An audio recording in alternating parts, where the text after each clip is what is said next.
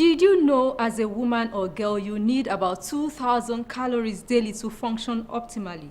Any level less than this will impair not just one's well-being, the economy and the health of generations to come are affected. The World Health Organization says malnutrition affects countries' efforts towards achieving the Millennium Development Goals. Today, this is our focus on sound health. I am Olasumbo. Good evening. The conversation begins after this break. Please stay tuned.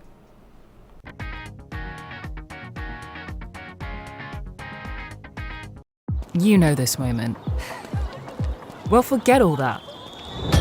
Get out on that skateboard from 10 years ago. Break out that lucky bat. Do that. Do it badly, do it awkwardly. Do it your own way. The point is, get moving. For you and your health. Yeah, that'll do it.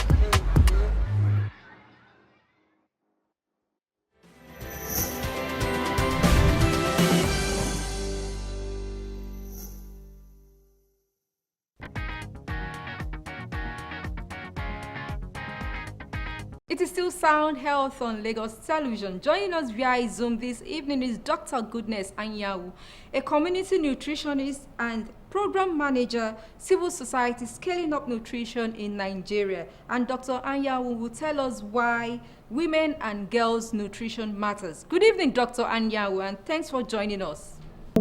Having me on your program today. All right, you're welcome. All right, Dr. Anyanwu, what is nutrition for women and girls, especially adolescents? Let me look at it from the intergenerational point of view.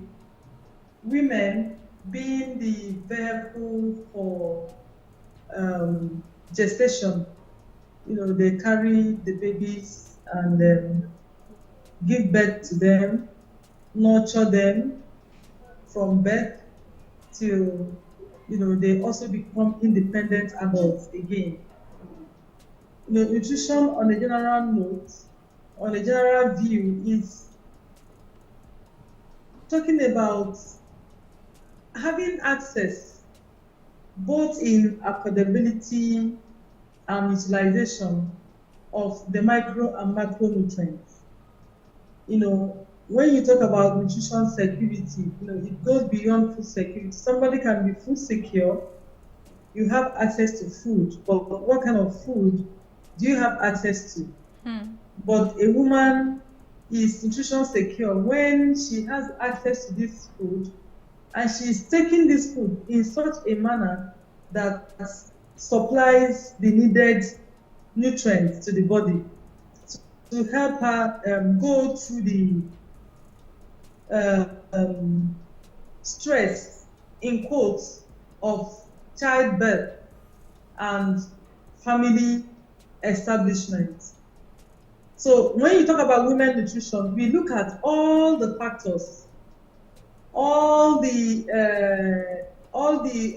intricacies of having a healthy woman, having her mentally healthy, physically healthy, emotionally healthy, because even bad emotions can also affect the absorption of foods in the body. So women and girls nutrition actually is looking at this view of what are the exposures a woman is faced with that will enable her to have access to optimal nutrition. All right, from your explanation now, you pointed out that women need to be food secure as well as get adequate nutrition or nutrient from whatever food they take daily. How do we know the appropriate food or the right nutrition for women and girls? You see, when we talk about appropriate food, actually, why women are usually separated from men is because of their level of vulnerability. So the same food that a man requires, a woman also requires, but in more proportion. For instance, the iron that we talk about so much is actually being emphasized because iron is very important in reducing maternal anemia. But if you look through the different classes of foods, you have the carbohydrates, you have the protein, fats and oil, you have the vitamins and the minerals. These are the foods that you also expect that an average human should have access to for a healthy life. But for the woman, ordinarily, let's look at the normal food that we eat on daily basis. Over here in Africa, we have a lot of access to carbohydrate foods. Let me say in Nigeria, carbohydrate foods, name it, you have your yam, cassava, rice, corn, and all that. And we also have the fats and oil, the proteins, you have the beans, the meat, and all that. But a neglected part of this dietary consumption is the fruits and the vegetables. Most people can boast of eating a lot of carbohydrate foods, fatty foods, proteins, but how much fruits and vegetables do they eat? And these are the sources of the micronutrients, which because we need them in very small amounts, their deficiencies may not easily be noticed, but the havoc they cause in the body are quite devastating. And a healthy food for a woman should actually be on the higher side of consuming fruits and a lot of green leafy vegetables to ensure that the iron, the vitamin A, and other carotenoids, other micronutrients, the calcium, the zinc, all of them are present in whatever food you are eating. And advocating for dietary diversity, because sometimes you can't say I want to eat green vegetables now because I just want to have a lot of iron. No. But when you have this habit of consuming different kinds of vegetables, different kinds of fruits, in your mind, you might be thinking that you are getting just the iron. But because you have diversified your food, you'll be having access to other micronutrients, which are also very, very required in the body. The calcium is very, very required because, as a woman gets older, women suffer osteoporosis a lot because they also lose calcium, in their monthly cycle. So if a woman is not very, very focused in what she eats throughout her life cycle, she may be preparing for a very bad old age. All right, Dr. Anyanwu, talking about intentionality now, you said we need to be intentional about what we eat. Are some food age related or age specific? At times you hear you cannot take this particular food or diet because because of your age. So at what age should one start considering being specific or intentional?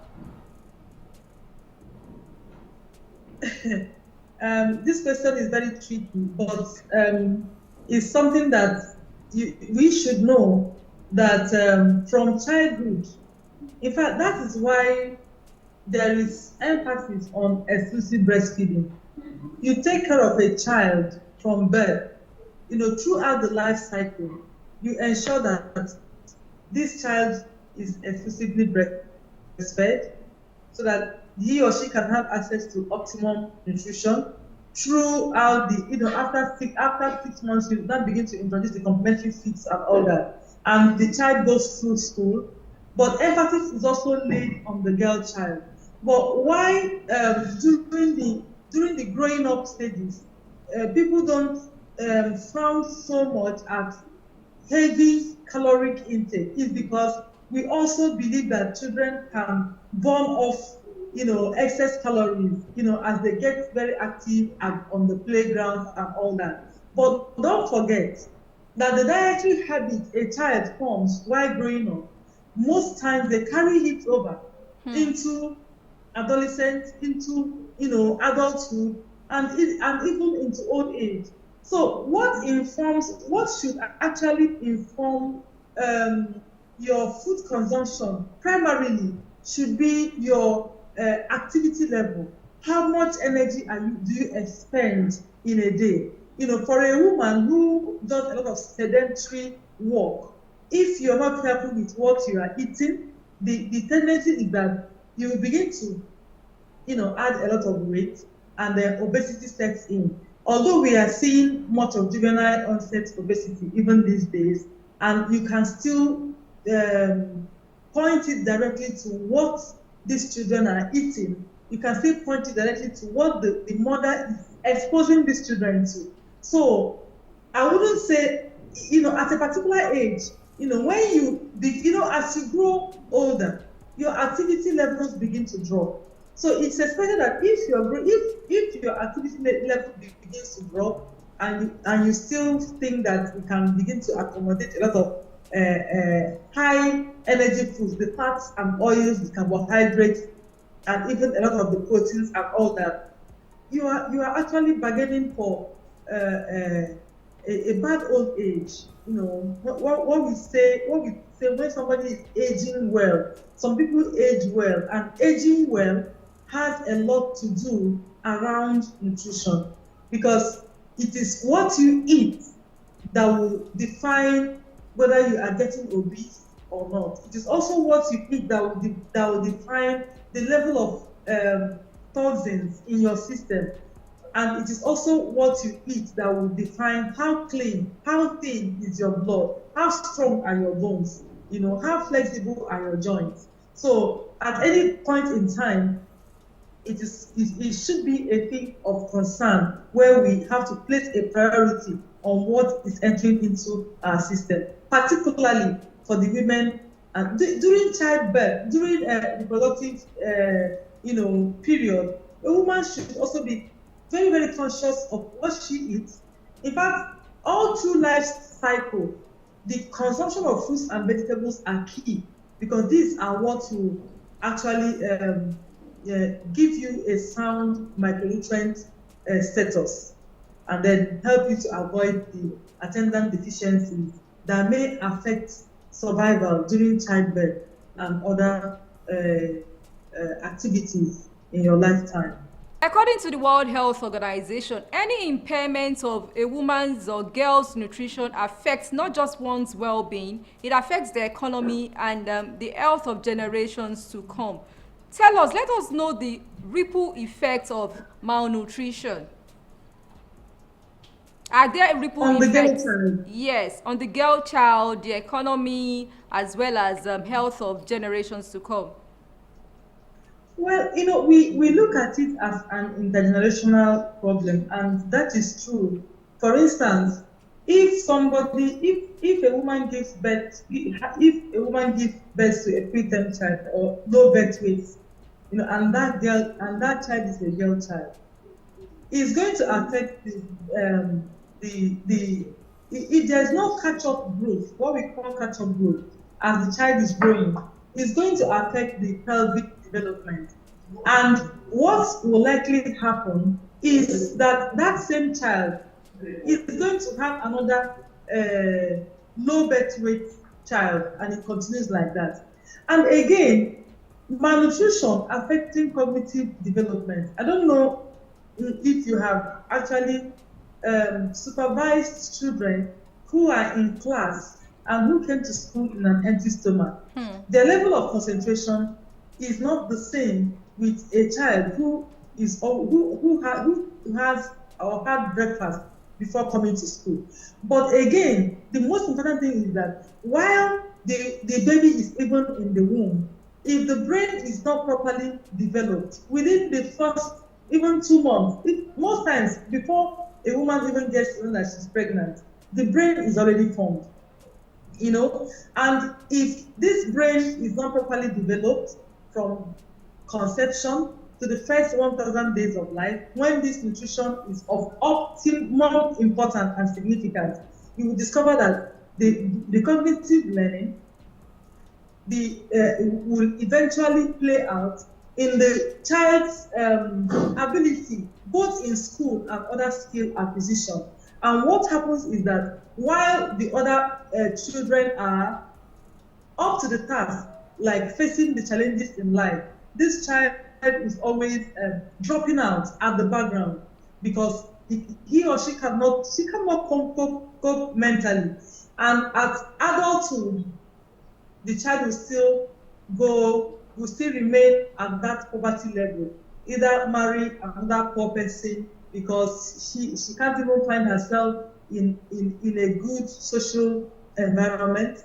So it has an overall effect on general productivity of a nation, and I think it stems from the family level, from the family to the communities and up there to the nation. All right, to a lay person now, in basic terms, how do we meet our daily calories? According to the World Health Organization, a woman needs at least 2,000 calories daily to function optimally. How do we meet these demand or criteria? Yeah, in simple terms, there's when we emphasize portion control, there's what we call healthy Can you plates. sit back a bit? Okay. The healthy plate that we use in communities. In that place, you see the plate is divided into portions, where you have the quantity of carbohydrate that should be in your food, protein, vegetables, and all that. And even on that plate, it explains simply that the quantity of vegetables should always occupy a larger space in your plate. You understand? So that's just one of the simple ways we convey the messages to the people in the community. And also, we also try to explain to them that, look, it's not about the quantity of food that you eat. There are people, one funny thing is that once somebody is used to actually eating large portions of food, the person will find it difficult, at the initial time to cut down. But with constant counseling and guidance and explanation to all this, and then emphasis and efforts on reduction of consumption of processed foods, it's one of the messages that we use to ensure that people at the rural community they don't feel some people feel will I use the word denied, that when they are not eating some of these conventional diets, it means that they are not measuring up. But no, at the very grassroots, that's where we even have the most healthy foods available. And people need this knowledge always to be taken across to them that, look, you don't have to be consuming noodles and drinking processed fruits and all that. The one you are getting from your backyard and your community is even healthier than some of the things that you pick in the shelves from a supermarket. Oftentimes, people rely on multivitamins and other antioxidants just to make up for nutrients and all that. Can you actually alternate or source for nutrients from other multivitamins?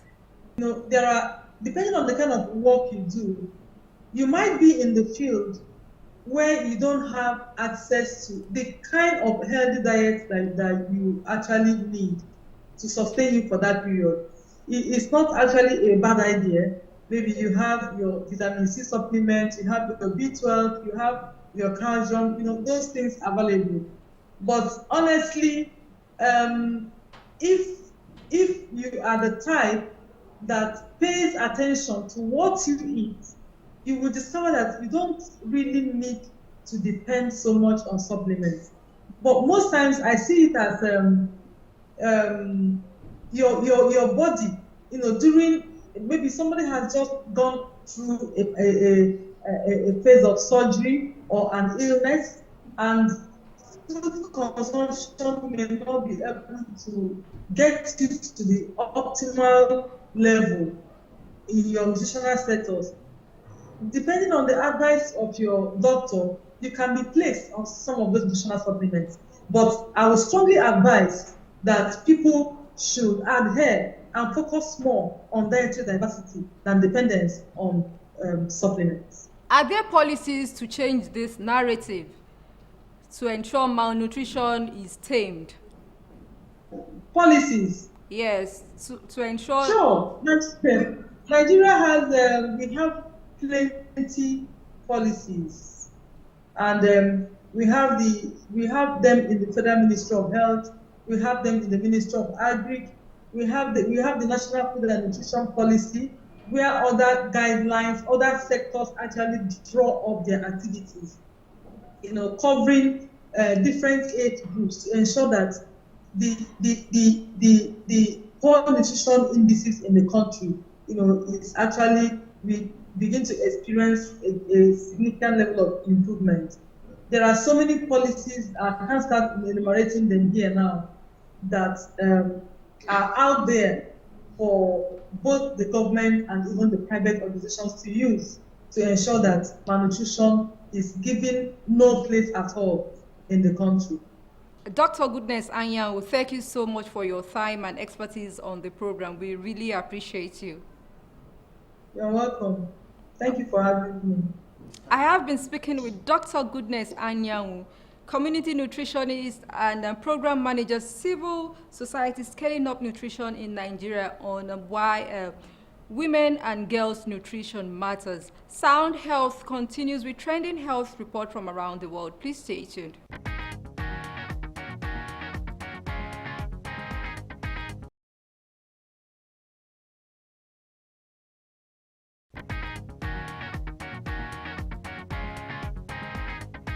Well, this is where we say thank you on today's episode of Sound Health.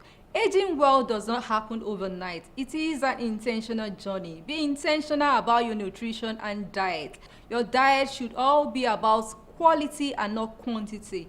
Nutrition matters for women and girls. Hope you've learned one or two things on today's episode. If you did, or you want us to treat any topic, any health related topic, send SMS to 0035826603 or follow us on social media at LTV Social, #SoundHealth. A sound health is a sound mind. Make healthy living your choice.